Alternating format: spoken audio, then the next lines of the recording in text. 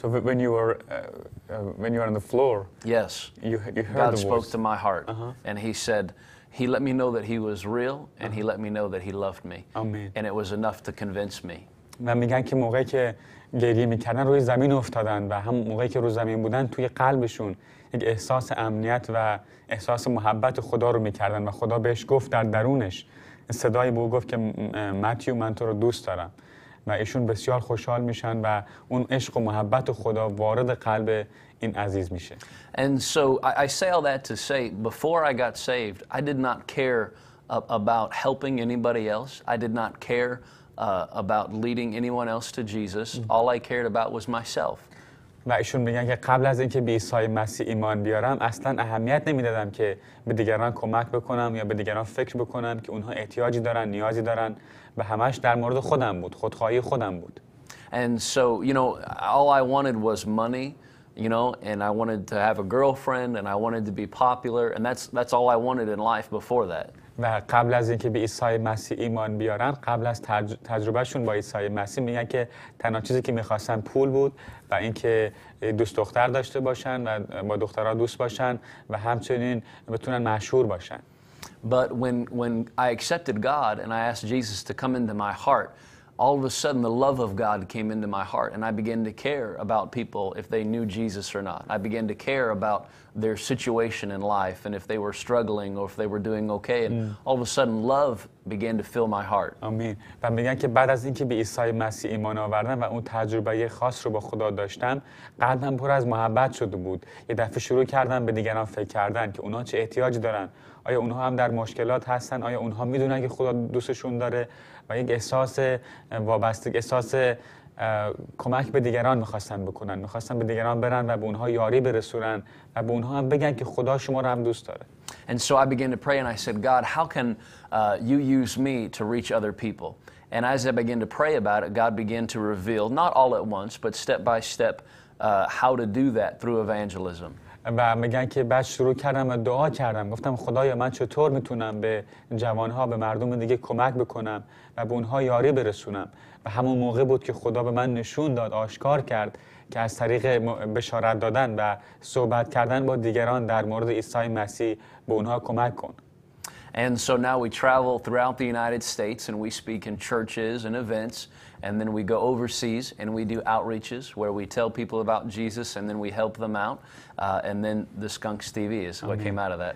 و میگن که ما الان در سرتاسر دنیا سفر میکنیم، به کشورهای مختلف میریم، به مردم در مورد عیسی مسیح میگیم و همچنین به کلیساهای مختلف میریم، اونها رو تشویق میکنیم، با اونها صحبت میکنیم و همچنین یک برنامه تلویزیونی دارن عزیزان که یک برنامه شوی تلویزیونی اسکانک هست که از طریق اون انجیل رو به جوانهای آمریکا موعظه میکنن که اونها هم بتونن این محبت خدا رو بچشن.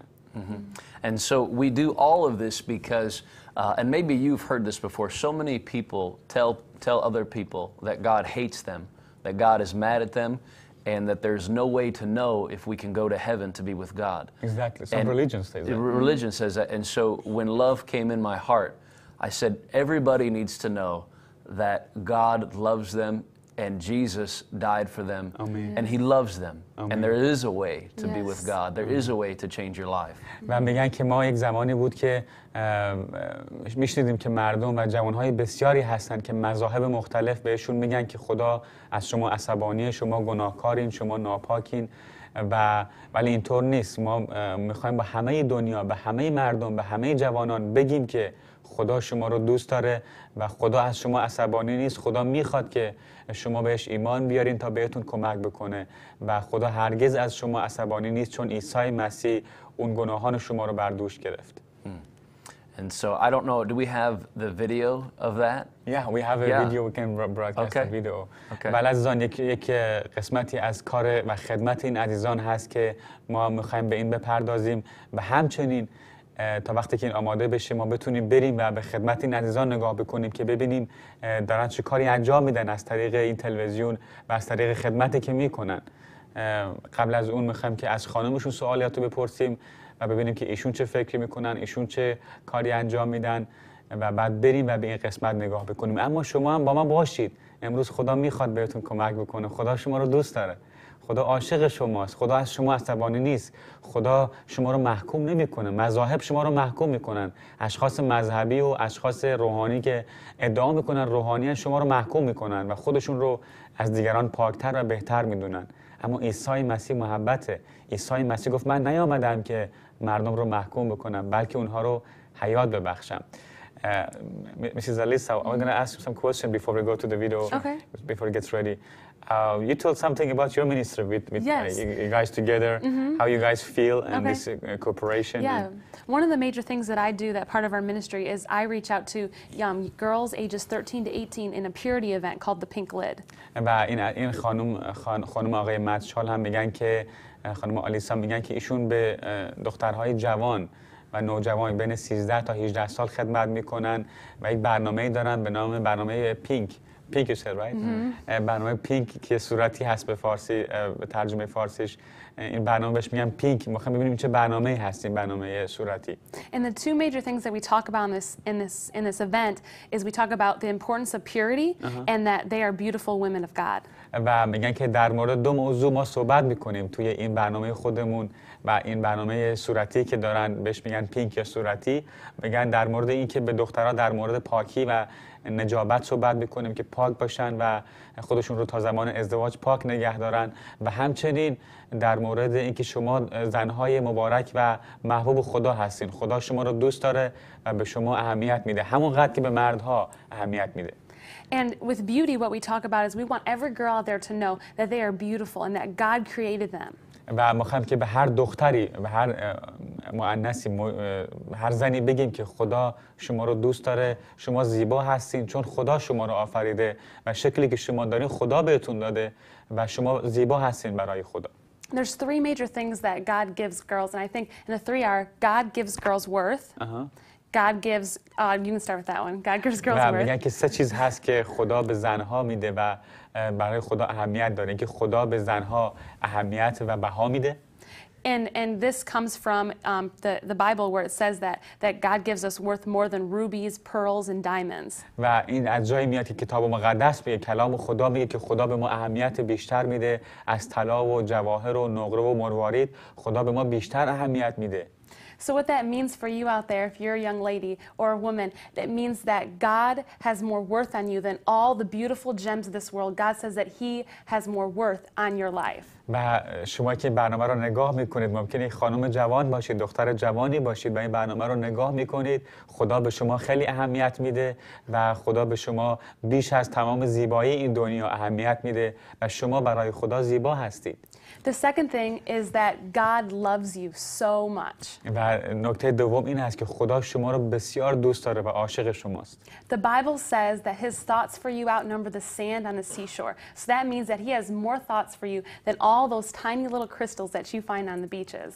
و خدا میگه که کلام خدا میگه که خدا برای شما نقشه داره و افکار و نقشه های خوبی که خدا برای شما داره بیش از اون شنهای صحرا و دریا هستش و خدا میخواد که به شما برکت بده و شما فکری که خدا برای شما داره بیش از اون افکاری هست که خود شما برای خودتون دارید.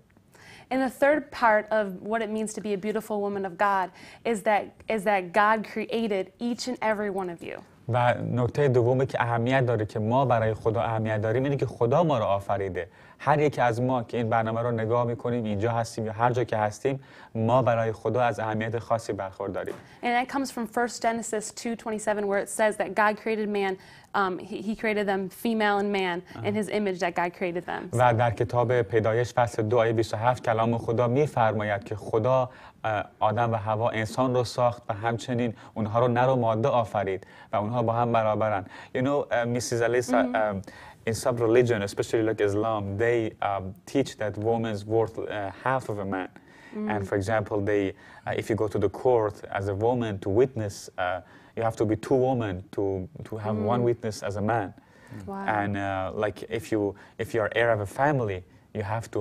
If you're a woman, your inheritance is half of the brother. Okay. And a man. So there's a big difference, a gap between a man and the man. And the woman, you have to work in the house, and they has no right as a man. We know the obedience and submission, but it's not what I'm talking about. It's like they don't worth Yeah. in the There's no family. worth. Exactly. Where God, it says Go in His ahead. Word that He gives us worth. Worth. That God gives us worth, and that all men are created equal. Men and women are created equal. That's what this Bible Bible following says. Jesus says. Yeah.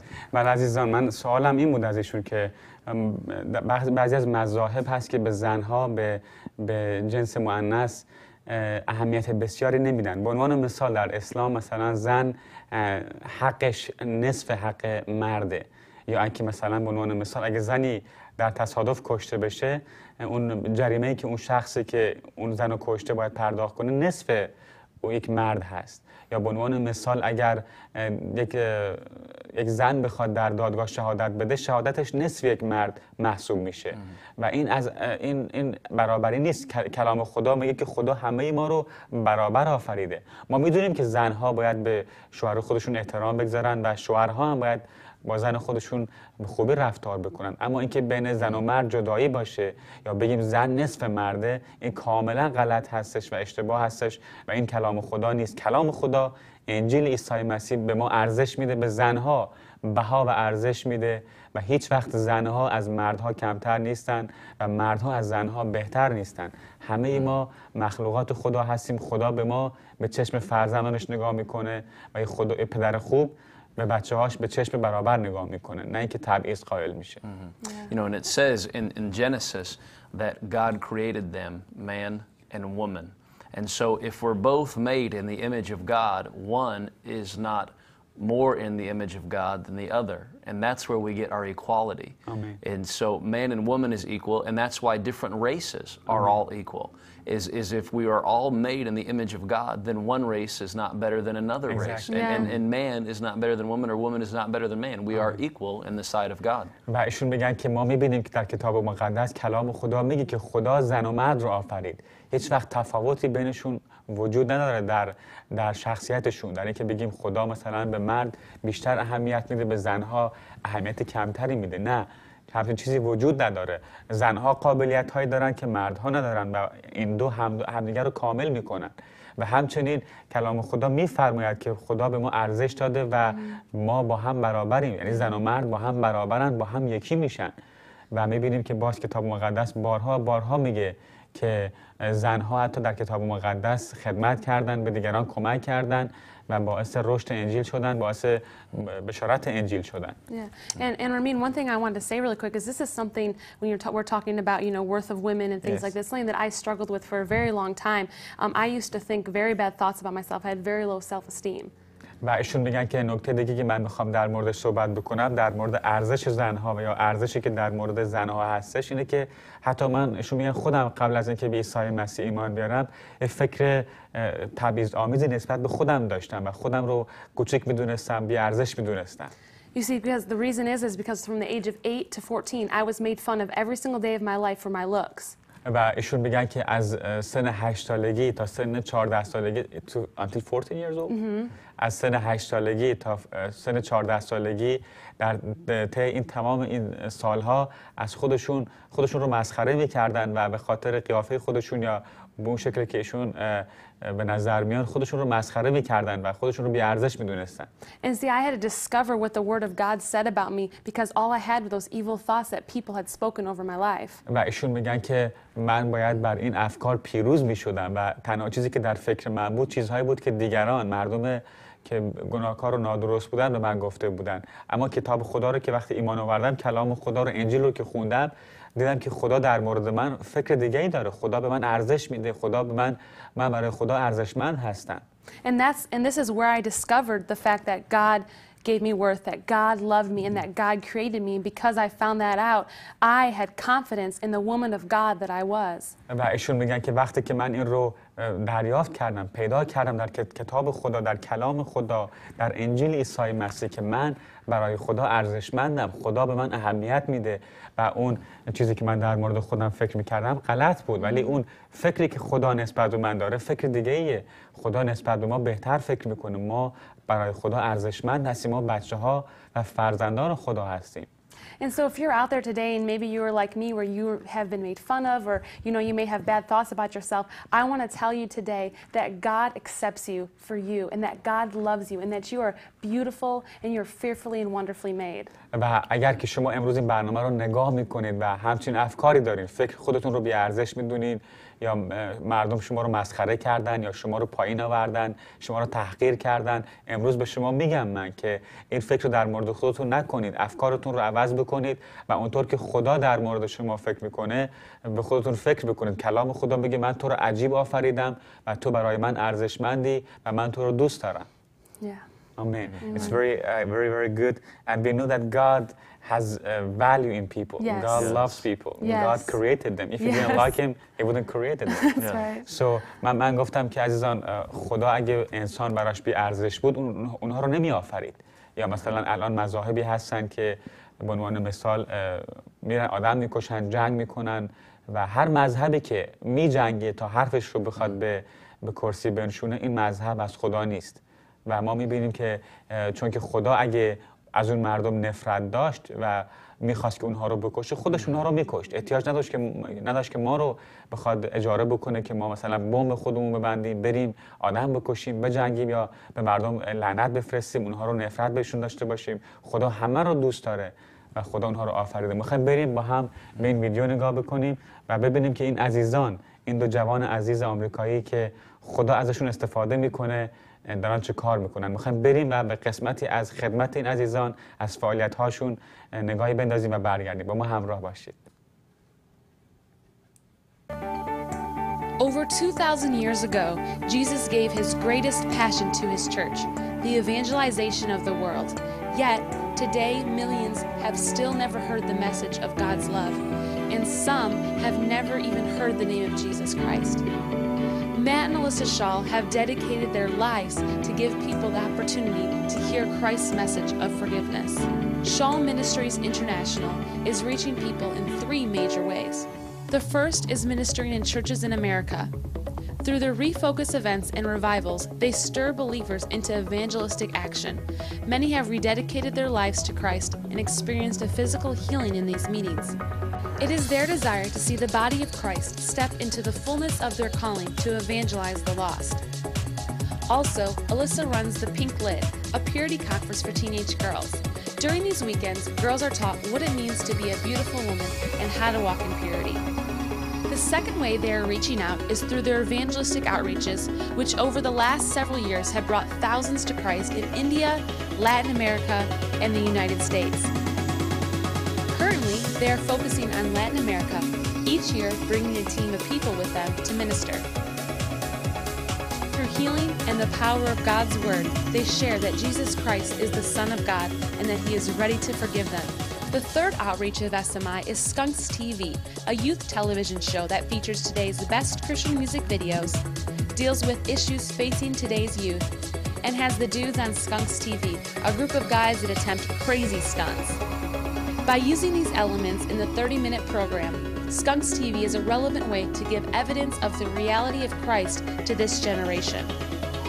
Skunks TV reaches into more than 11 million homes nationwide each week on DirecTV Channel 363, with thousands also watching online through www.skunkstv.com. Shaw Ministries International, giving evidence to this generation. بله عزیزان، خدا رو شکر میکنیم. دیدیم که خداوند چطور داره از این دو عزیز استفاده میکنه، به سر تا سر دنیا سفر میکنن و این خبر خوش انجیل رو به مردم میرسونن. خبر خوشی که امروز میتونه وارد زندگی شما بشه و به شما نیز کمک بکنه، همونطور که به همه ما کمک کرد. به خود من هم شکسته بودم، ناامید بودم، خسته بودم از زندگی. خدا من رو عوض کرد. این عزیزان رو هم شنیدیم که خسته بودن، ناامید بودن و خودشون رو بی ارزش میدونستن و خدا اونها رو دگرگون کرد. هر انسانی در فکر خودش، در درون خودش فکر میکنه که بی ارزشه، کسی بهش اهمیت نمیده، اما خدا به شما اهمیت میده. مهم نیست دیگران در مورد شما چه فکر میکنن. خودتون رو با دیگران مقایسه نکنید، بلکه با کلام خدا خودتون رو مقایسه بکنید. ببینید کلام خدا در مورد شما چی میگه. انجیلی که درش قدرت هست،